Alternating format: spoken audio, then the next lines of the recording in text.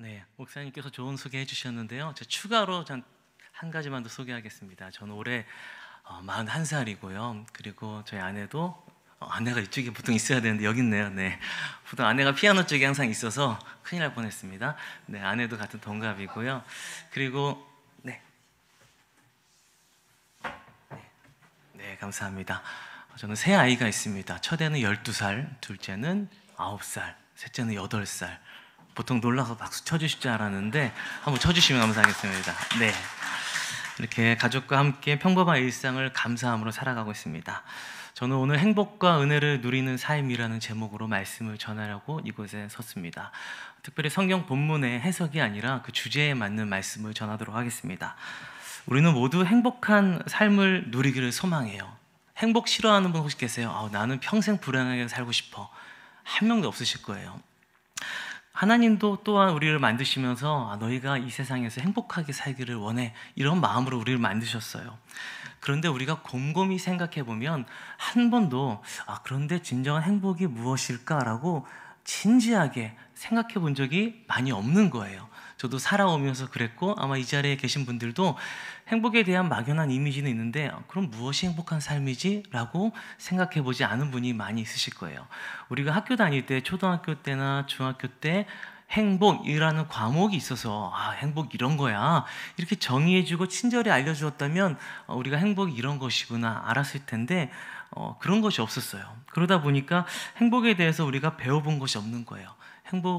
행복이 무엇일까? 우리는 그래서 행복에 대한 막연한 이미지를 가지고 있어요. 어린 시절부터 우리가 원하든 원치 않던 주변 분들이 얘기하세요. 야, 너 이렇게 해야 돼. 너 이래야 행복하지. 너 이래야 성공하지. 너 이거 가져야지. 그리고 우리가 TV를 보면은 드라마나 어떤 광고나 영화나 어떤 소설책이나 우리 눈에 보이는 모든 것, 우리가 들리는 소문, 그런 것들이 다 행복한 삶에 대해서 어떤 막연한 이미지를 갖게 만들어요. 다 동의하시지 않으세요 혹시? 특별히 내가 배우지 않았는데 이게 행복한 모습이야, 이게 행복한 사람이야 라고 우리 스스로 생각하고 있는 것이 있습니다. 그것이 바로 사람들이 생각하는 행복이거든요. 수천 년간 인류가 시작된 이래 지금까지 모두가 공통적으로 생각하는 그런 행복의 모습이 있어요. 첫 번째가 재물이 많아야 된대요.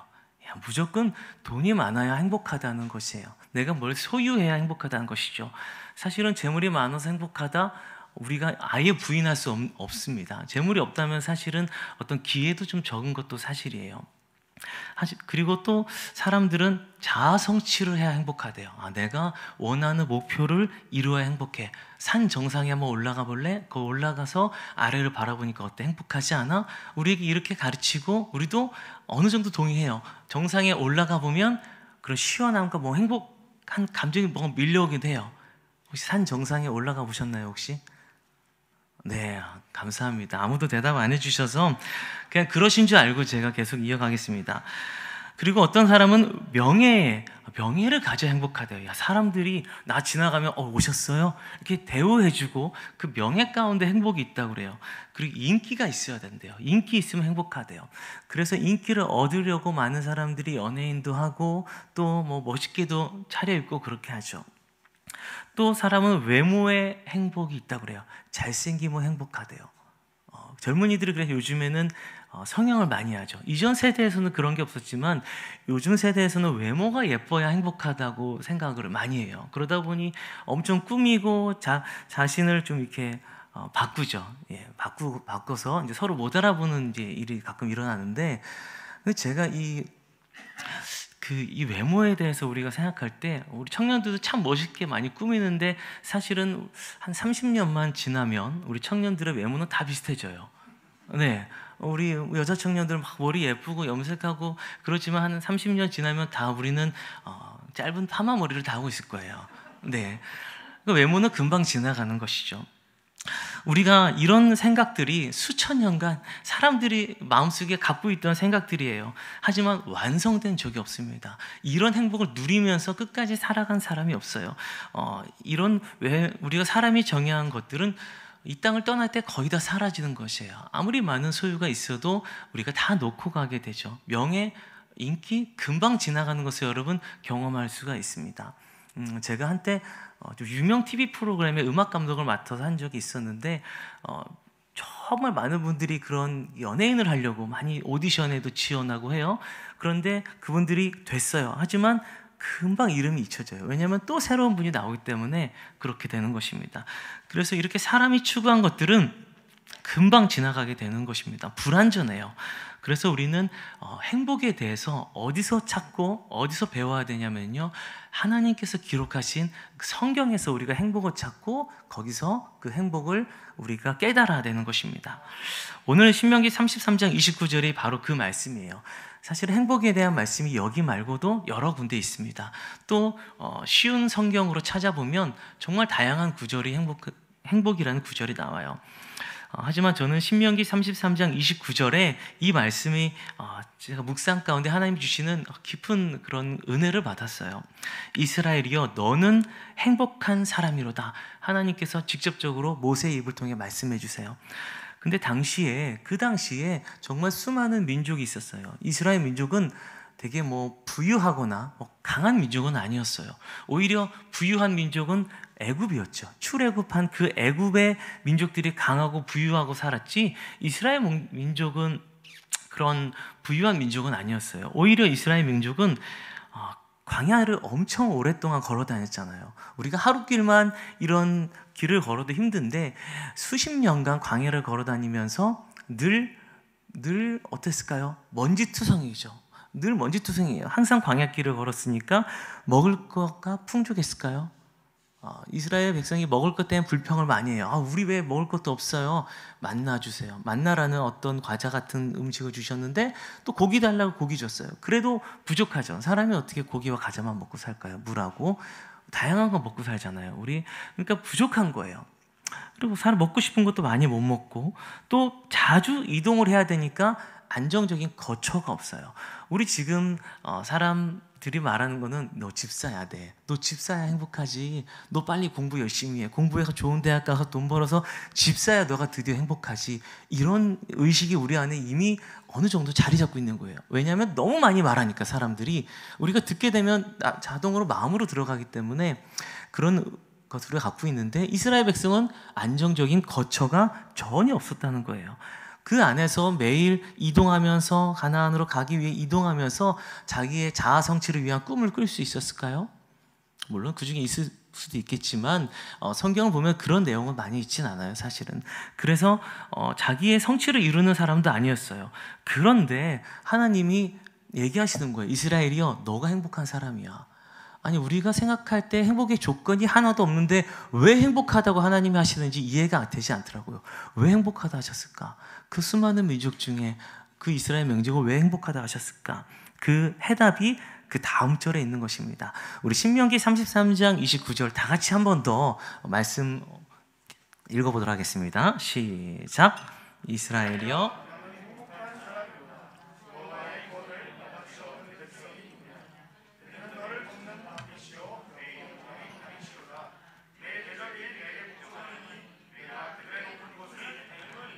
아멘. 하나님이 정의하시는 행복은 다른 것이에요. 그 해답이 이것입니다. 너같이 여호와의 구원을 너같이 얻은 백성이 어디 있느냐. 우리는 자꾸 뭘 가져야 되고 내가 이뤄야 되는 게 행복의 시작, 출발점이라고 생각을 했는데 오히려 하나님은 다르게 얘기하세요. 너 행복해. 왜? 너같이 나의 구원을 얻은 백성이 어디 있느냐. 우리가 하나님께서 말씀하신 행복은 그것입니다. 하나님이 도와주시는 사람, 하나님이 방패 되시는 사람이 행복한 사람이래요. 우리가 뭘 아무리 가져도 채워지지 않는 그런 마음이 우리가 이때 하나님께 나와서 구원받을 때 채워진다는 것입니다. 우리가 하나님을 믿기만 하면 행복한가? 그건 아니에요. 우리가 진정으로 우리 죄를 자복하고 그분을 구주로 영접하고 그럴 때 우리가 이런 구원의 기쁨, 하나님의 자녀된 기쁨을 누릴 수가 있습니다. 오늘 하나님은 이렇게 말씀하시는 거야. 너 다 없어도 돼. 하지만 내가 너를 구원했기 때문에 넌 행복한 사람이야. 이렇게 이야기하고 있습니다. 하지만 이 이야기를 들으면 그거는 그냥 성경 이야기지. 그게 삶 속에서 적용이 되겠어? 이렇게 우리가 의문점을 가질 수 있습니다. 제가 그래서 그냥 제가 살아온 조금 짧은 간증을 좀 나누려고 합니다.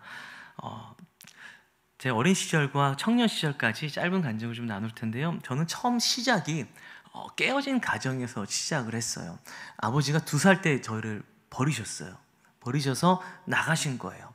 처음 어렸을 때는 어머니가 말씀하시기로는 저희가 주물 공장을 하면서 어느 정도 그래도 안정적인 생활이었대요. 근데 어느 날 아버지가 마음이 바뀌셔서 저희를 버리고 나가시고 주물 공장이 부도가 났대요. 그 당시 83년도에 3억 7천이라는 금액이 부도가 나서 이제 그걸 뭐 갚을 수가 없기 때문에 어머니가 이제 길거리에 나앉은 신세가 된 거예요. 그 당시에 어머니가 저희를 일찍 낳으셨기 때문에 28살이셨어요.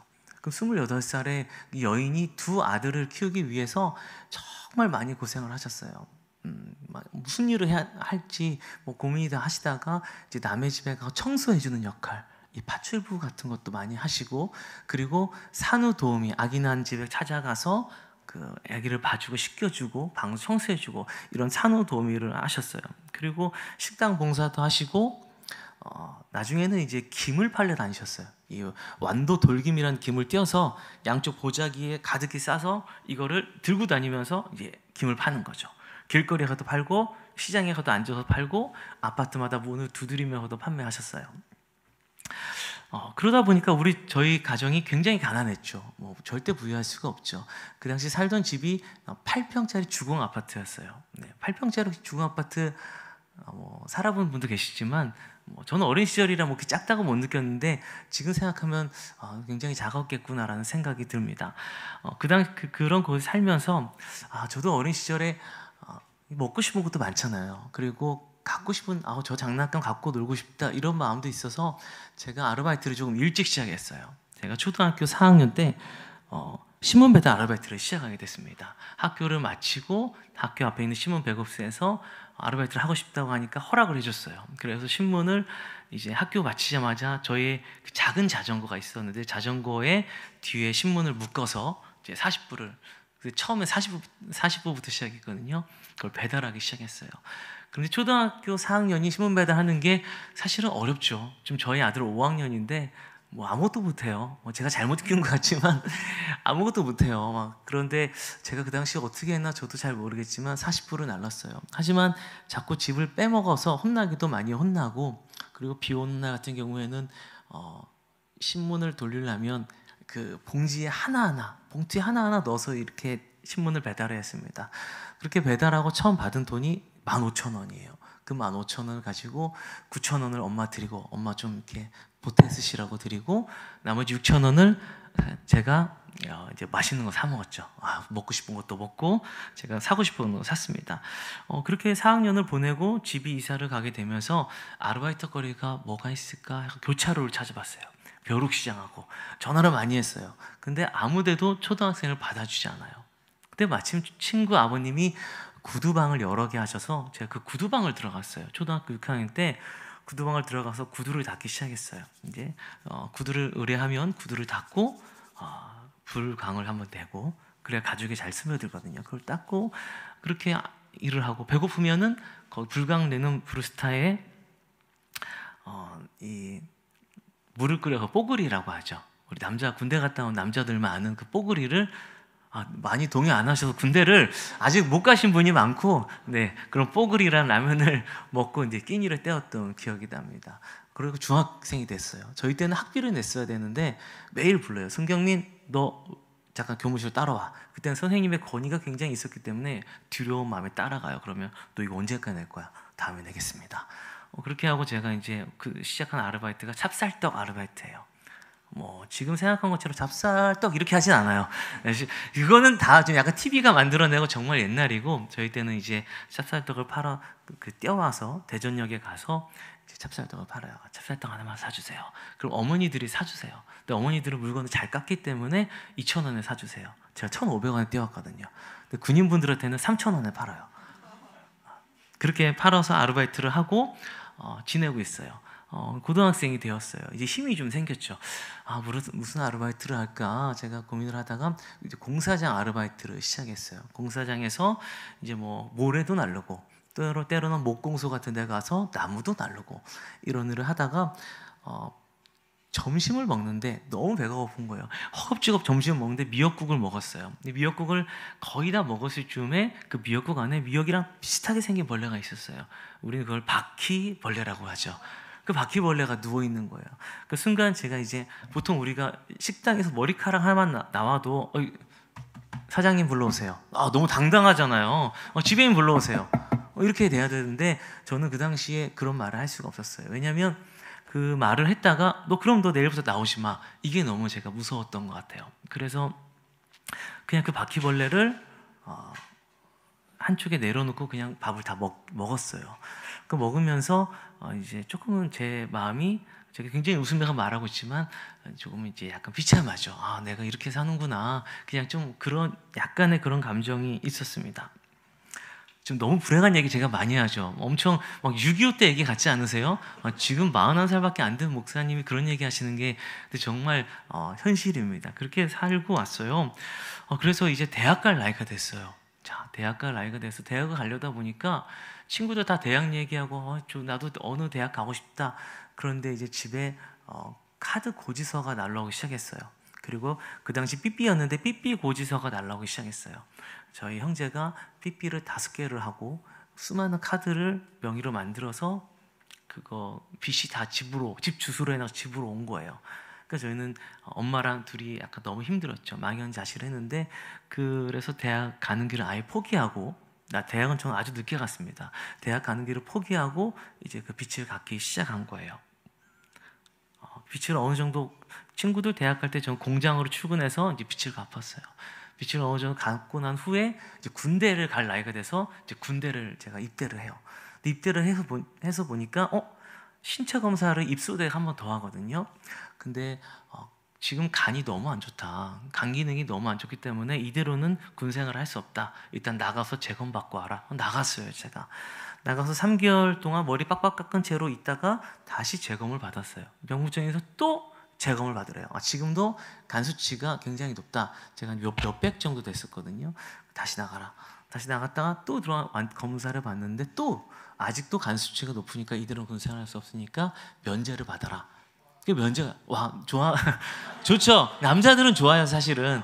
하지만 저도 그 당시에 좋아했는데 그 군의관님이 이거 치료 안 하면 바로 강경합니다. 그리고 생명 위험해요. 그래서 저도 이제 굉장히 비싼 약을 먹기 시작했어요. 자, 지금 여기까지 제가 좀 이야기를 드렸는데요. 너무 불행한 소년의 이야기예요. 야, 진짜 이거 드라마 아니야? 6.25 얘기 아니야? 너무 불행한 그런 소년의 이야기예요.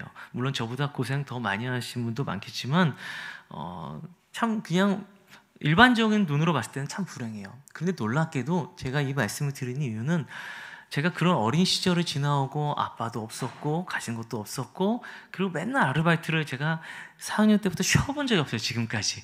그렇게 살면서도 한 번도 내가 불행해 이 생각을 제가 해본 적이 없어요. 내 인생 진짜 비참하다. 나 정말 불행하다. 친구들 맨날 아빠 차 타고 놀러 가는데 나 버스 타고 다니거나 자전거 타고 다녀 걸어 다니지. 친구들 먹고 싶은 거 다 먹을 때 나 못 먹고 이렇게 불행하다. 이런 생각을 제가 어린 시절에 해보질 않은 거예요. 그 이유가 있어요.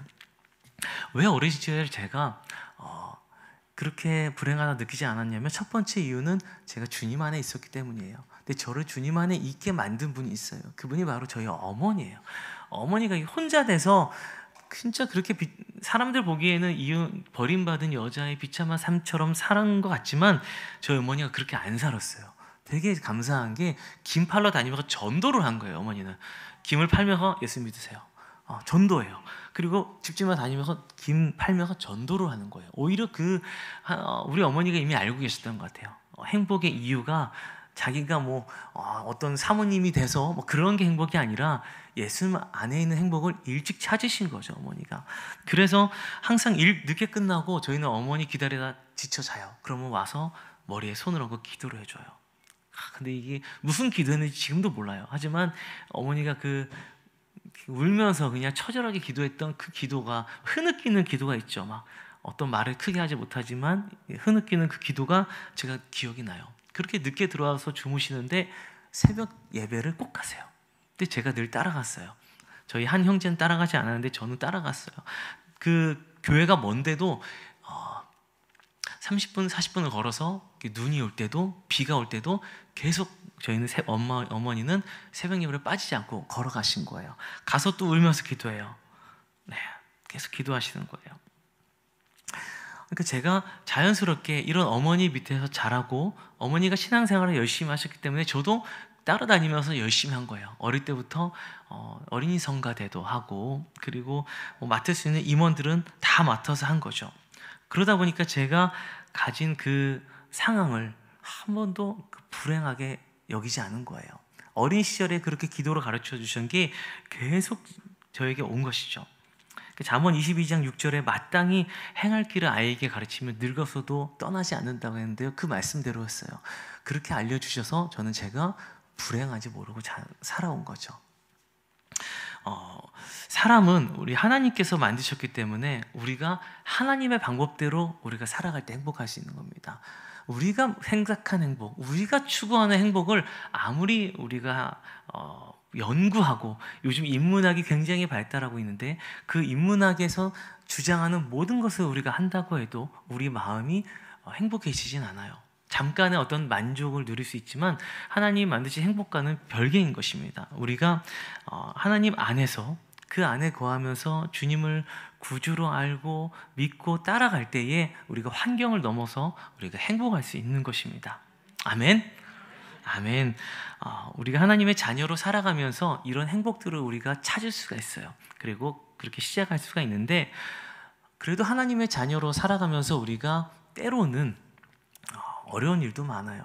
그러니까 억울한 일도 굉장히 많고 힘든 일도 많아요. 늘 평평한 그런 길만 있는 것이 아닙니다. 하나님의 자녀로 살아가도 높은 산도 있고 굽은 길도 있는 것입니다. 하지만 하나님의 자녀로 살아가면 그 길이 끝이 아니라 하나님이 그 길을 갈 수 있도록 동행해 주시고 은혜로 채워주세요.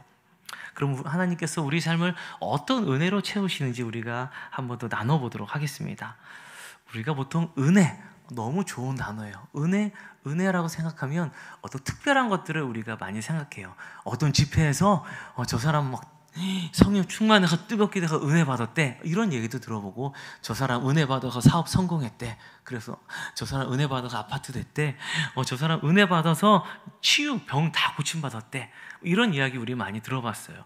그래서 우리는 은혜 받았다 하면은 뭔가 굉장히 특별한 것이라고 생각할 수가 있어요. 그리고 집회 가서 은혜 받아야지, 찬양할 때 은혜 받았습니다, 말씀으로 은혜 받았습니다, 이런 특별한 어떤 장소나 계기에 의해서 우리가 은혜를 받는다고 해요. 물론 특별하게 주시는 은혜들이 분명히 있습니다.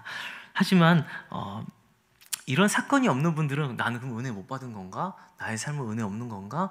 나는 이렇게 경제적으로나 아니면 어떤 병을, 내가 갖고 있는 병이 치유된 적도 없고 이런 은혜를 못 받은가? 이렇게 생각할 수도 있는데 하나님께서 이미 우리에게 오늘 말씀 읽은 것처럼 우리에게 족하다 하실 만큼의 은혜를 모든 사람에게 주셨어요. 그 어떤 은혜를 주셨는지 우리가 한번 또 나눠보도록 하겠습니다. 우리가 코로나 시대로 접어들면서 정말 많은 일상이 바뀌었는데 그 중에 하나는 정말 당연하게 생각했던 그런 일들이 당연하지 않았던 걸 알게 됐어요. 우리가 교회에서 마스크 쓰고 예배드린다? 굉장히 불경한 거였어요. 아니 예의 없이 마스크 쓰고 예배를 드려? 원래는 거의 이런 인식이었는데 이제는 마스크 안 쓰면 이상해진 거죠. 우리가 모여서 예배 끝나고 같이 식사하고 그 수련회 가서 손잡고 기도하고 찬양하고 또 목사님 침이 튈 정도의 앞자리에 앉아서 이렇게 말씀을 들어야 되는 그런 모든 일상들, 또 사랑하는 가족들과 어디 나들이 가서라도 밥을 먹는 그런 일상들이 다 사라져 버렸어요. 정말 저희 가족도 5명이라서 어디 가려면 숙소도 예약도 안 되고 식당 가면 밥을 같이 먹을 데가 없더라고요. 그래서 아이들 따로 먹고 저희 따로 먹는 적도 있습니다. 그러니까 이런 당연하게 누렸던 것들이 하나도 다 당연한 게 아니라 내가 누려왔던 것이라는 걸 우리가 알게 됐어요. 그럼 이제까지 우리가 당연하게 생각했는데 하나님이 주셨다는 큰 은혜에 대해서 제가 나눠보도록 하겠습니다. 첫 번째는 우리가 이 땅에 태어난 것이 은혜입니다. 정말 아무것도 아닌 것 같죠. 그냥 우리 나 있으니까 그냥 이 시대에 있구나 하지만 여러분, 우리가 태어난 건 정말 우연이 아니고 은혜입니다. 우리 부모님이 우리 아이를 언제 가져야지 이렇게 계획해서, 또는 어떤 정말 사람의 실수나 그런 걸로 우연히 우리가 이 땅에 태어난 것이 아니에요. 왜냐하면 그 근거가 성경에 있습니다. 에베소서 1장 4절에는 하나님께서 이렇게 말씀하세요. 이 세상이 창조되기도 전에 그리스도의 사랑 안에서 우리를 흠없는 거룩한 백성으로 선택하셨대요. 하나님은 이미 우리를 이 땅에, 이 시대에 이 가족에게 보내시려고 창세전부터 예정하셨다는 거예요. 우리가 사람의 계획에 의해 태어난 거 아니에요. 우리 자녀가 있는 부모님들은 아시겠지만 내가 자녀를 계획한다고 그 자녀가 그때 절대 생기지 않아요. 네, 하나님께서 주시지 않으면 우리가 태어날 수가 없어요. 우리는 이 땅에 태어난 것 그 자체가 은혜입니다, 여러분. 자, 요 사람에게 이렇게 고백해 주세요. 당신은 은혜의 사람입니다. 네, 두 번째 우리가 받은 은혜가 있습니다. 우리는 예수님의 이름을 듣는 것이 은혜예요. 아직도 예수님의 이름을 이 땅에서 들어보지 못한 사람이 너무 많아요. 우리나라 교회 많아서 아이고 예수님 이름 모르는 사람이 어디 있어? 성탄절 때 다 알지. 이렇게 하겠지만 가까운 나라 일본만 가도 성탄절이 공휴일이 아니에요, 여러분. 똑같이 다 일합니다. 그리고 예수님의 이름에 대해서 들어봤냐고 물어볼 때 못 들어본 사람이 절반 가까이 돼요.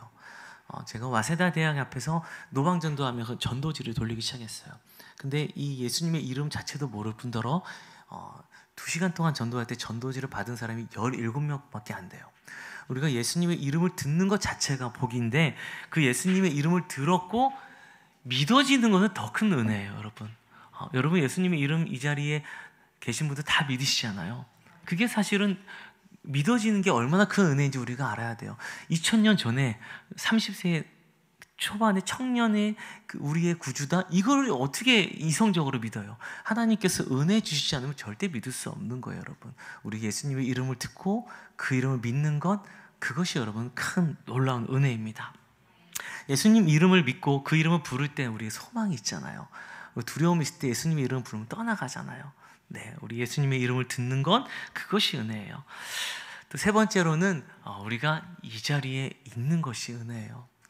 특별히 그 이유는 그렇습니다. 오늘 네 분이 새로 오셨는데 그 네 분은 정말 더 큰 은혜를 하나님께 받은 분들이에요. 왜냐하면 여러분을 정말 사랑하기 때문에, 여러분이 초청하신 분이 여러분을 정말 아끼고 사랑하기 때문에 이 자리에 데리고 오신 거예요. 보통 마음으로 데리고 올 수 없어요. 맛집 같은 데는 보통 마음으로 데려갈 수 있지만 이런 예배하는 자리, 정말 보통 사랑하는 마음으로는 데려올 수 없는 거예요. 그래서 이 자리에 계신 새로 오신 네 분은 정말 큰 은혜를 받으신 분들이고, 또 그 네 분이 아닌 많은 성도님들도 누군가의 손에 이끌려서 우리가 이 자리에 모였잖아요. 하나님 예배하는 이 자리에 모이신 분 정말 큰 은혜를 받으신 분입니다. 네 번째로는 지금 사랑하는 가족과 친구, 소중한 사람들과 함께 살아가고 있다면 여러분 우리는 은혜를 받은 사람들입니다. 우리는 가족과 살아가는 것을, 또 친구와 살아가는 것을 너무 가볍게 여겨요. 그러다 보니까 이제 가족끼리는 남한테는 잘하는데 가족끼리는 뭔가 이렇게 사랑해 이런 말도 잘 못하고, 그리고 가족끼리는 막 티격태격 다투고 툴툴거리기도 해요. 왜냐하면 늘 곁에 있으니까, 아침에도 있고 저녁에도 늘 곁에 있으니까 우리가 당연하게 생각하다 보니까 가족끼리는 사랑 표현도 못하고 감사를 못할 때가 많이 있습니다. 하지만 이렇게 같이 살아가는 순간이 당연한 것이 아니에요. 저는 작년에 정말 많은 사랑하는 분들을 먼저 천국으로 떠나보내게 됐어요. 네, 항상 제가 성가 지휘할 때 앞에 가장 열심히 하던 어떤 권사님이 계셨는데 어느 날 그 권사님이 사고를 당하셨다는 거예요. 우리가 헝가리 유람선 사고가 작년에 있었는데 거기 계셨던 거예요. 처음 해외에 가셨는데, 그리고 저의 사랑하는 그 동료들의 어머니 다 이제 말할 수 없는 정도로 많은 분들을 장례를 작년에 제가 치르게 됐는데, 우리가 사랑하는 사람들이 영원히 있지 않아요. 근데 우린 지금 절대 몰라요. 왜냐하면 늘 가까이 있으니까 당연하게 있다고 생각해요. 하지만 하나님께서 가족으로 주신 이분들하고 살아가는 이 순간은 당연한 순간이 아니라 굉장히 행복하고 감사한 은혜를 누리는 순간입니다. 제 아내에 대한 간증을 잠깐 하겠습니다. 저도 아내가 옆에 늘 있으니까 당연하게 우리 아내 나랑 살아가지 이렇게 했는데, 제가 어느 날 돌아보니까 이 신혼생활과 살아간 길에 아내가 제 옆에 붙어있는 게 기적이라는 걸 알게 됐어요. 그리고 당연하지 않고 은혜라는 걸 알게 됐어요. 제가 신혼생활을 처음 시작할 때 30년 된 흙집에 살았어요. 저는 그때 사역만 하던 사람이니까 사역자가 뭐 무슨 큰 돈이 있겠어요. 저희 어머니도 나중에 목회를 하셨거든요. 근데 굉장히 작은 교회 목회를 하셨어요. 어려운 분 돕기 위해서 사례비도 없이 거의 하셨죠. 그러니까 어머니도 그러니까 뭐 저도 뭐 재산도 없고 당연히 늘 알바하며 지내다가 사역을 헌신하면서 저도 큰 뭐가 없었어요. 그래서 결혼하고 나서 제가 30년 대 흙집에 살았어요. 그 흙집에 살다 보면 옛날 시골집은 화장실이 재래식이에요. 집 밖에 있어요. 그래서 28살에 결혼했는데 28살 여인이 그 재래식 화장실을 이용한 거죠. 신혼에. 비가 오면 막 올라와요. 잘 모르시는 우리 어른들은 아실 것 같은데요. 그 아래 뭐가 막 살고 있죠. 막 그런 곳에서 처음 신혼생활을 했어요. 어느 날 자고 있는데 집 앞에가 논이고 뒤에는 무덤이고 옆에는 대나무 밭이었어요. 자고 있는데 귀뚜라미 소리가 너무 크게 들리는 거예요. 귀뚤 하면서 왜 이렇게 귀뚜라미 소리가 크게 들리지? 우리 집 시골이니까 근데 너무 크게 들리는 거예요. 막 보니까 침대는 있었거든요. 침대 옆에 이만한 귀뚜라미가 울고 있더라고요. 그런 자연 친환경적인 곳에 살았어요. 어느 날 둘이 이제 자고 있는데 어깨가 너무 따가워. 무슨 일이야 하고 제가 어깨를 막 이렇게 이불을 막 털고 보니까 이만한 지네가 지네가고 있더라고요. 지네는 자주 나와요. 대나무 밭이 있으면 지네는 자주 나와요. 그래서 그 다음부터는 잘 때마다 되게 민감해졌어요. 불 끄고 조용하게 있으면 지네가 다리가 많잖아요. 걸어가는 소리가 들립니다, 여러분. 네. 우리 어른들은 아실 것 같은데 저만 시골에 사는 사람 같습니다. 네, 아무튼 그렇게 신혼을 보내다가 아무렇지도 않게 지냈어요. 첫 아이를 낳고 몸조리를 그냥 집에서 했어요. 그리고 아이를 씻길 때면 밖에서 물을 데워서 세숫대야로 방에 들어 씻기고 버리고 이런 일을 반복했어요. 아무렇지도 않게 저도 그냥 하고 아내도 한마디도 불평을 하지 않아서 그냥 감사하게 저희 지냈는데 어느 날 아내가 저한테 이런 얘기를 했어요. 저기 임대 아파트 그 국민인데 청약이 있어서 한번 해봤대요. 그 잘했다고. 그래서 오늘 발표하는데 같이 좀 결과를 볼 수 있겠냐고 보자고. 근데 결과가 붙었을까요? 떨어졌을까요? 붙으면 너무 좋았는데 떨어졌어요. 떨어지는 순간 아내가 저는 한 번도 우는 걸 본 적이 없어요. 근데 펑펑 울더라고요. 그 울면서 제가 처음 알았어요. 진짜 정말 굉장히 힘들었구나. 이런 환경 속에서 하는 것이 힘들었구나. 그때부터 제가 이제 그 이유를 알게 됐어요. 지금 아내가 나와 사역자와 어려운 사람과 살아준 게 당연한 것이 아니고 은혜였구나. 이런 깨달음을 알게 됐어요. 여러분, 우리가 가족과 살아가는 것 이거 당연한 거 아닙니다. 제가 은혜라는 찬양을 작년 12월에 발표하고 나서 정말 몇천 개의 댓글이 달렸는데 그 중에 가장 많은 댓글이 이 얘기예요. 먼저 떠나보낸 사람에 대한 그리움의 댓글이에요. 엄마랑 함께 살아왔던 이 순간이 정말 큰 은혜였어. 그때 몰랐는데 엄마 너무 고마웠어. 나와 함께 살아줘서 너무 감사했어. 또는 여보 너무 감사했어요. 어떤 분은 지금 어떤 자녀의 무덤 앞에서 이 찬양을 같이 틀고 듣고 왔습니다.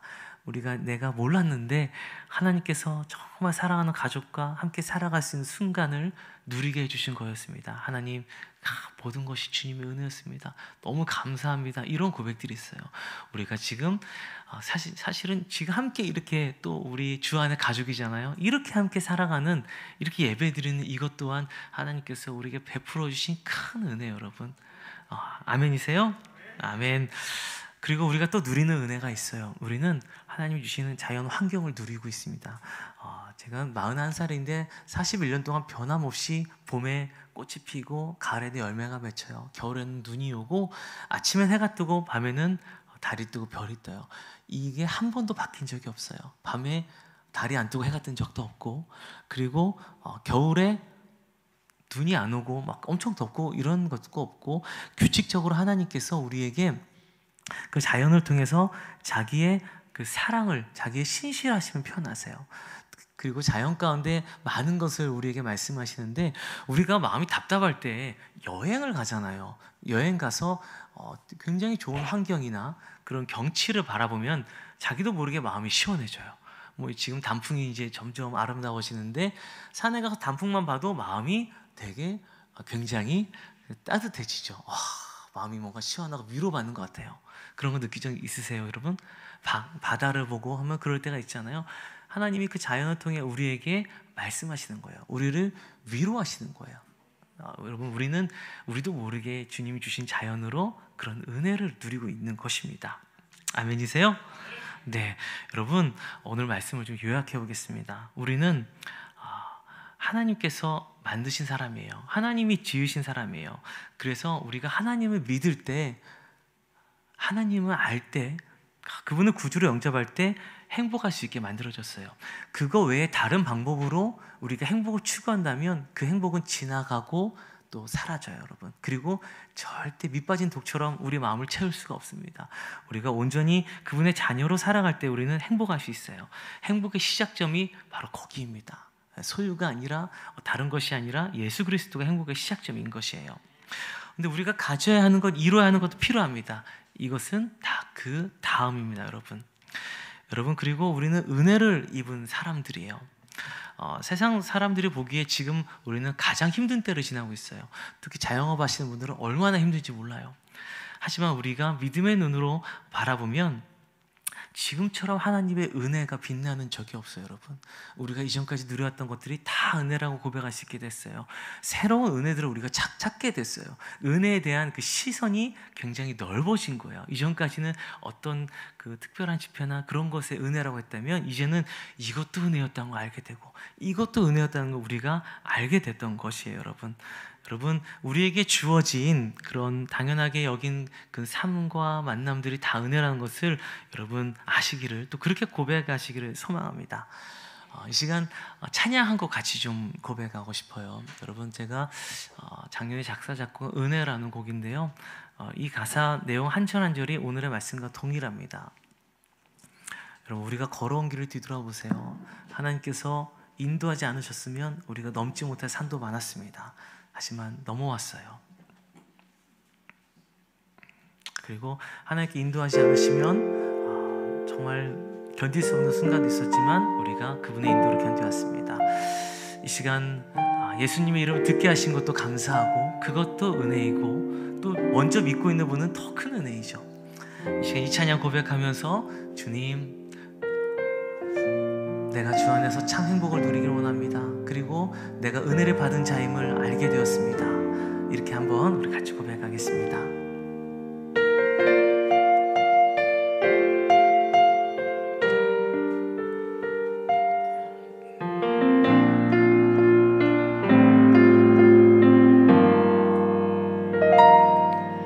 내가 누려왔던 모든 것들이,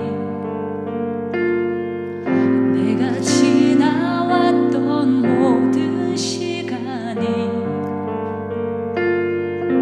내가 걸어왔던 모든 순간이 당연한 것 아니라 은혜였소. 아침에 해가 뜨고 저녁에 노을, 봄의 꽃향기와 가을의 열매, 변하는 계절의 모든 순간이 당연한 것 아니라 은혜였어. 우리 함께 모든 것이 은혜,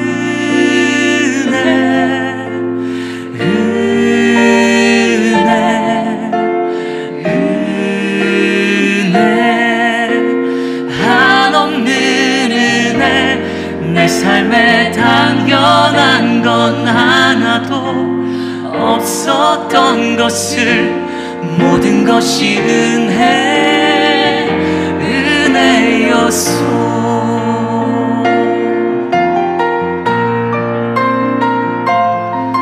할렐루야. 우리가 예수님의 이름을 들은 것도 은혜이고 믿은 것도 은혜이고 이 자리에 그분을 섬기는 것도 놀라운 은혜입니다.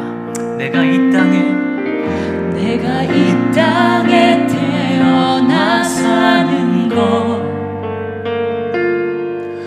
어린아이 시절과 지금까지 숨을 쉬며 살며 꿈을 꾸는 삶, 당연한 것 아니라 은혜였소. 아멘. 내가 하나님의 자녀로 살며 오늘 찬양하고 예배하는 삶, 복음을 전할 수 있는 축복이 당연한 것 아니라 은혜였소. 모든 것이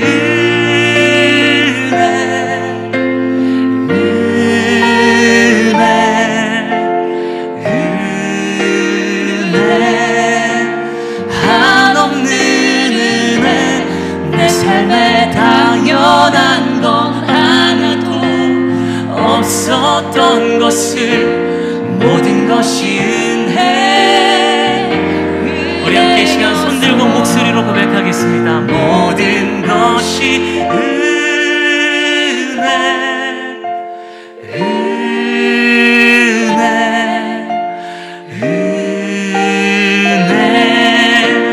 한없는 은혜, 내 삶에 당연한 건 하나도 없었던 것을 모든 것이 은혜였소. 모든 것이 은혜였소. 모든 것이